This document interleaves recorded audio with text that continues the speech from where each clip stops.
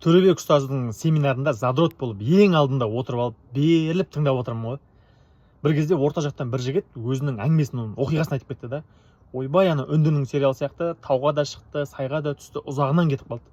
Ұстазға қараймын, үндемей тыңдап тұр. Басқа қатысушылар енді жыбырлап кетті да. Мен артыма қараймын да, мүмкін сен ортаға шығып сен сөйлейсің онда деймін ғой. Біраз адам күліп жіберді да, олар да шыдамсызданып отыр деймін. Сөйтсем ұстаз айтады да, негізінде бұл жігіт әулие дейді да. Мынау әулие болса қайдам деймін ғой. Сөйтсем, бұл әулие себебі ол сендердің іштеріңде бар проблемаларыңды сендерге сыртқа шығарып көрсетіп берді дейді да. Қалай сонда десек, мысалы сен деп маған айтады ғой. Не сезіндің дейді да. Ең алдында отырған пайдасы. Енді шыдамсызданып кеттім деймін.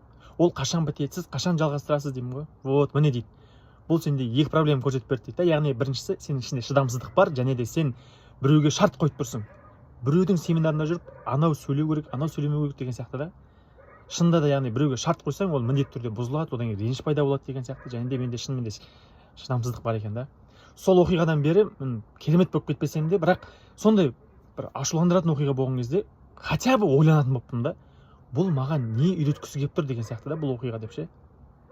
Ал сіз ашуланған кезде не істейсіз? Поэтому әрекет адам айнасы. Әрекетіне қарап кім екенін біледі.